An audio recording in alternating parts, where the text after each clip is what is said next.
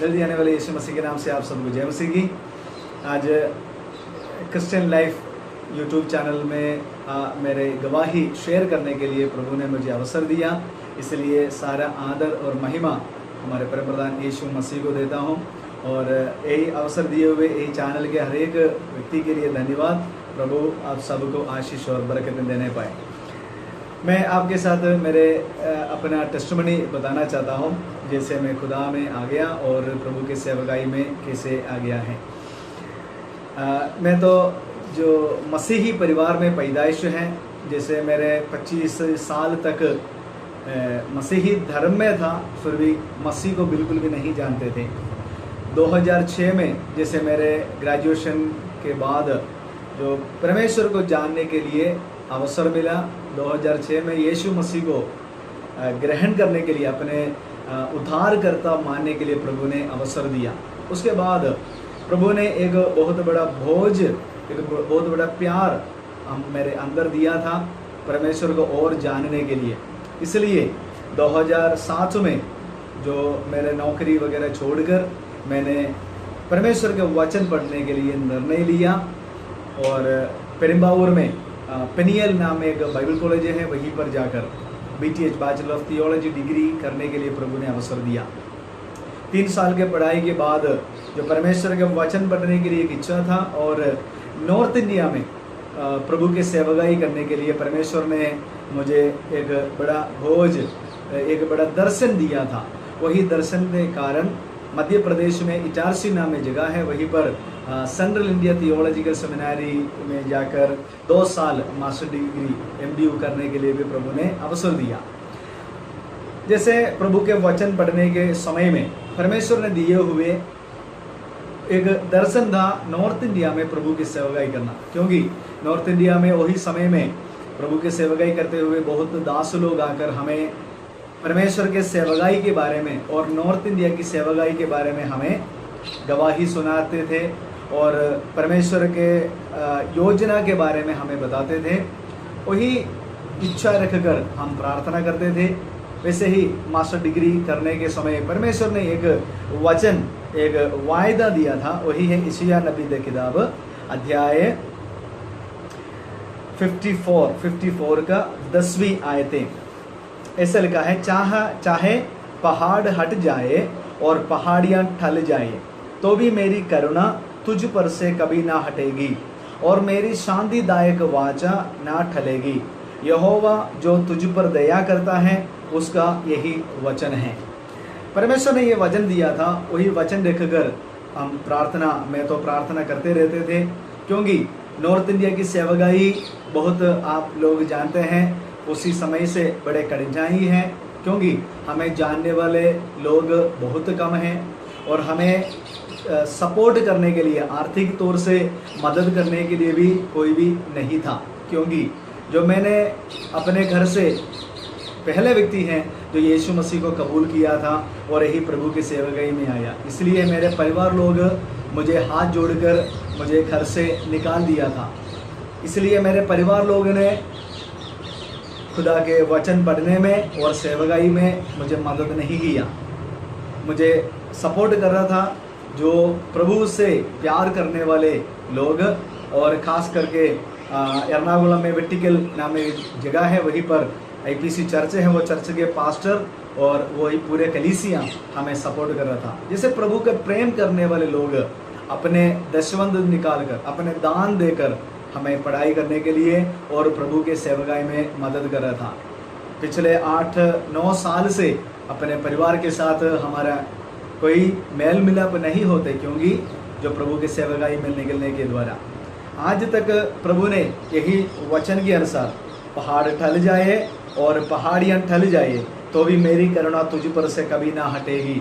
यही परमेश्वर का वायदा आज तक हमारे जीवन में पूरा हो रहा था। क्योंकि मेरे पढ़ाई के बाद मैंने एक दर्शन देखा था और एक भोज थे पंजाब में प्रभु की सेवकाई करने के लिए, क्योंकि पंजाब ऐसा एक जगह है सिख धर्म के लोग रहते हुए जगह है। सिख धर्म के अनुसार ऐसा है, वही सिख धर्म यही सिखाते हैं परमेश्वर प्यार है, परमेश्वर एक अदृश्य है, वही एक ही परमेश्वर है, वो परमेश्वर सबको प्यार करता है। वही धर्म के सीखने के द्वारा मेरे मन में भी वही इच्छा था, क्योंकि हमारे पवित्र वचन ये कहता है परमेश्वर प्यार है। हमारे बाइबल यूहन्ना रचित सुसमाचार और यूहन्ना दी पत्री में भी हम देख सकता है परमेश्वर प्यार है। तो वही परमेश्वर प्यार, परमेश्वर को हम क्यों ना लोगों को सिखा सकते, क्यों ना ये वचन हम लोगों को फैला सकते। इसलिए पंजाब में आकर प्रभु की सेवकाई करना शुरू हो गया। 2012 अप्रैल 10 तारीख को यही पंजाब अमृतसर शहर में आकर किराए पर रहकर प्रभु के सेवकाई शुरू किया था। जब मैं इधर आने के समय मुझे हिंदी बिल्कुल भी नहीं आते थे, खास करके अमृतसर पंजाब में पंजाबी लैंग्वेज इस्तेमाल हो रहा था, मुझे वो पंजाबी लैंग्वेज भी पता नहीं था। फिर भी जो घर में हम किराए पर रहते थे वही परिवार लोग ने हमें बहुत मदद किया और उन्होंने हमें हिंदी भाषा हमें सिखाया, पंजाबी हमें समझा रहा था और परमेश्वर के वचन पढ़कर धीरे धीरे हिंदी बाइबल इस्तेमाल करके हम धीरे धीरे परमेश्वर के प्यार को दूसरे लोगों के साथ पहुंचाने के लिए, शेयर करने के लिए प्रभु ने हमें अवसर दिया। शुरुआत के समय बहुत कठिनाइयों को सामना किया था। एक तो भाषा थे, दूसरा खाना पीना, क्योंकि जो हम अपने जीवन में जैसे हम रहते थे उससे एंटायरली डिफरेंट कल्चर और लैंग्वेज और खाना बहुत बड़े मुश्किल थे, बहुत बीमारियां बढ़ते थे, क्योंकि जो भी खाना हम रेगुलर खाते हैं उसमें अलग हो गया, इसलिए बड़े परेशानियां चलते थे, हर एक बीमारियों से गुजर कर निकल रहा था। फिर भी प्रभु वफादार था। जैसे हमने आयत पढ़ा था, चाहे पहाड़ हट जाए और पहाड़ियां टल जाए तो भी मेरी करुणा तुझ पर से कभी ना हटेगी। परमेश्वर की करुणा नहीं हटा, इसलिए प्रभु के सेवकाई करने में प्रभु ने अवसर दिया। और मैं अभी भी याद करता हूँ जे शुरुआत के समय में जो पंजाब के पानी पीने में भी बहुत बड़े मुश्किल थे, परेशान थे। तब हम ऐसा करते थे, जैसे बारिश आने के लिए इंतजार कर रहा था, बारिश के पानी बोतल में भर कर रख कर जैसे पीते थे, क्योंकि जो पंजाब के पानी जैसे पानी पीने में भी शरीर में बड़ा परेशानियां चल रहा था। मेरे प्रियो, मैं आपसे ये कहना चाहता हूँ, इतने शरीर में वही नौजवानी के समय में इतने परेशानियों में भी हम प्रभु के प्यार करके, क्योंकि प्रभु के सेवकाई से बढ़कर और कोई सेवा और कोई नौकरी अच्छा नहीं है, वही सच्चाई हमें पता चल गया था। इसलिए हम यही सेवकाई के लिए प्रभु के लिए या प्रभु के साथ हम खड़े रह रहा था। इसलिए मेरे प्रियो, प्रभु हमारे साथ वफादार थे, हमारे शरीर में कोई हानि नहीं हुआ, हर एक बीमारियां एक बर के आ गया, फिर भी वैसे ही प्रभु के दया के कारण, प्रभु के करुणा के कारण वो सारे ठीक हो गया।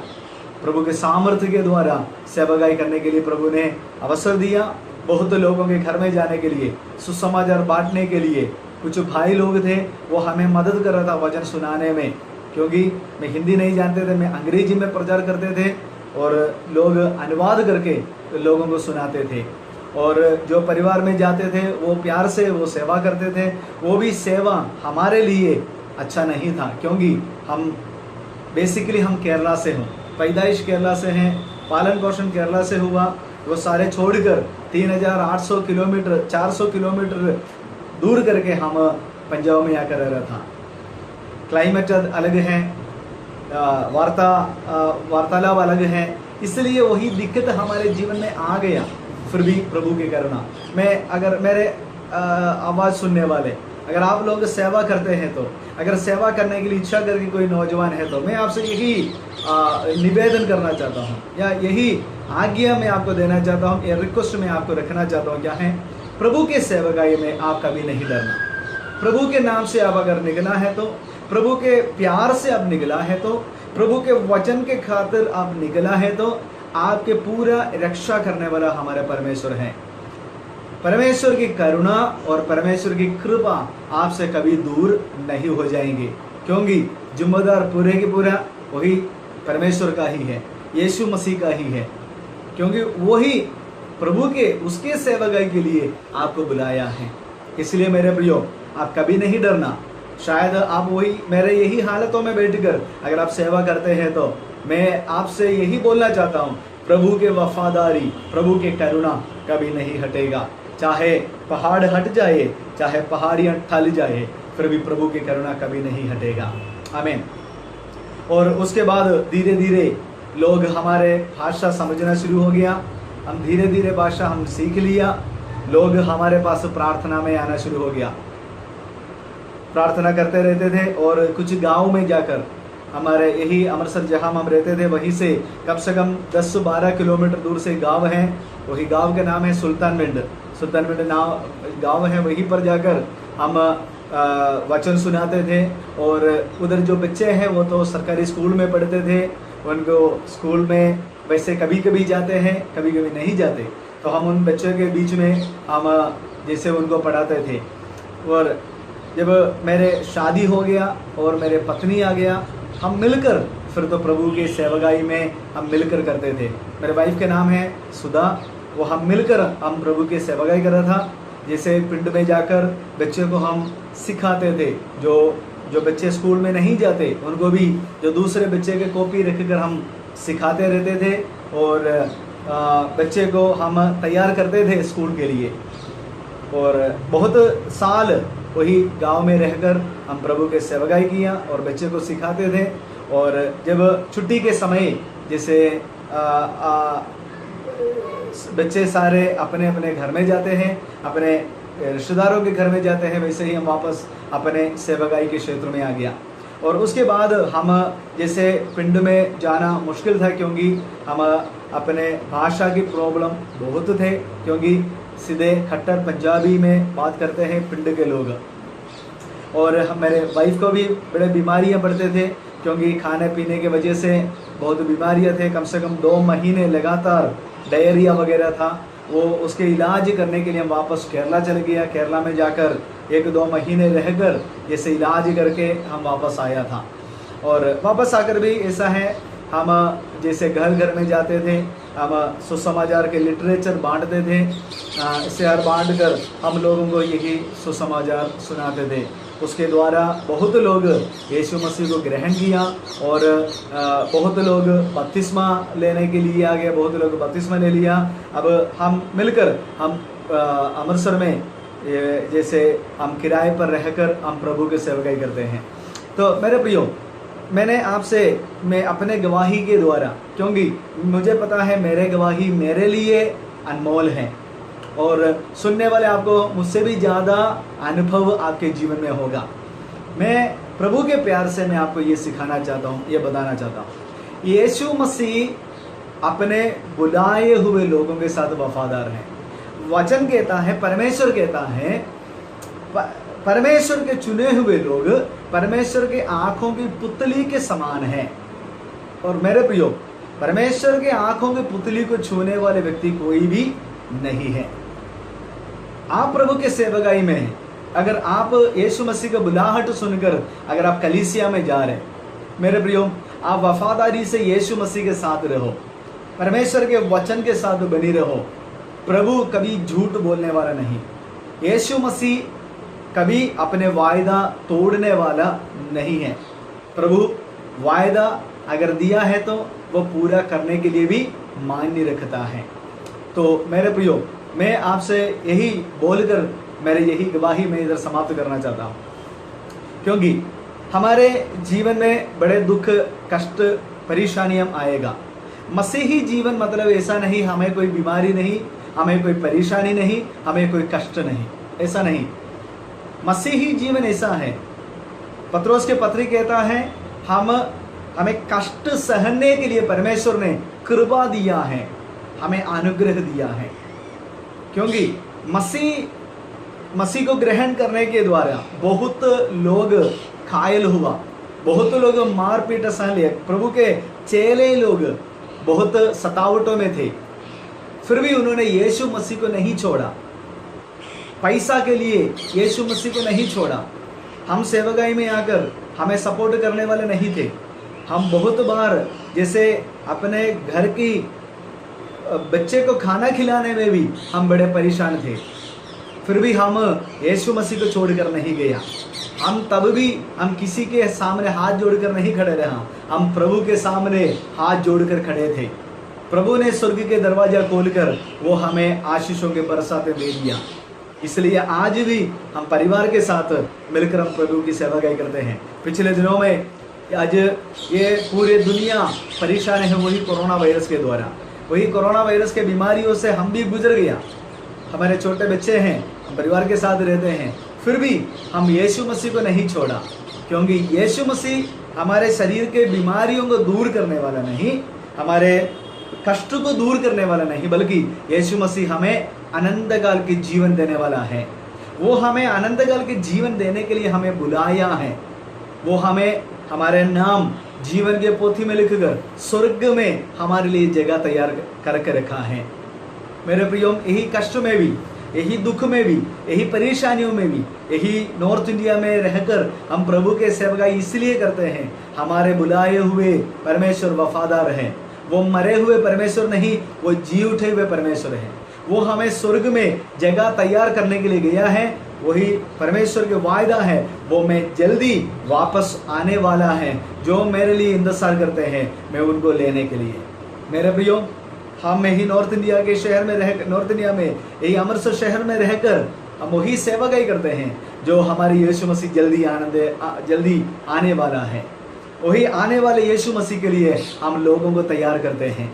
यही सुसमाचार सुनाकर बीमार लोगों को, दुष्ट आत्मा से झगड़े हुए लोगों को, घर में क्लेश में बैठे हुए, आप पारिवारिक जीवन में परेशान होकर बैठे हुए लोगों को यही सुसमाचार उनके जीवन बदल देता है। जो नशे करने वाले लोग, यही सुसमाचार के द्वारा अपने जीवन बदल देता है। जिनके घर में लड़ाइयाँ चलते हैं, उनके घर में शांति यही वचन देते हैं, क्योंकि वचन कहता है यीशु मसीह जगत का चानन है। अंधेरे में बैठे हुए लोग यीशु मसीह को देखकर रोशनी को पाया, उजियाले को पाया। तो मैं आपसे यही निवेदन करना चाहता हूँ, यीशु मसीह के ये वचन मेरे दिल में, मेरे जीवन में रोशनी दिया। वही रोशनी के द्वारा मैं आज यही अमृतसर शहर में आकर जो अंधेरे में बैठे हुए लोगों को रोशनी देता हूँ। अगर मेरे आवाज़ सुनने वाले, अगर प्रभु के सेवकाई करने के लिए अगर आप चाहता हैं, अगर प्रभु के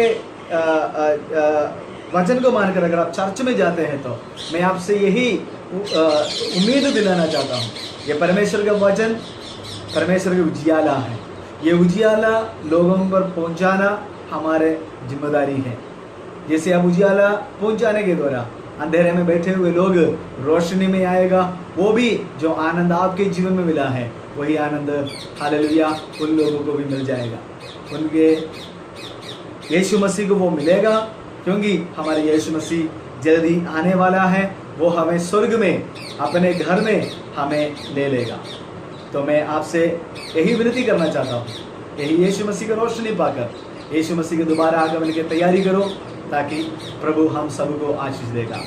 हमारा नाथा जय मसीह की वचन के द्वारा प्रभु आप सबको आशीष देने पाए।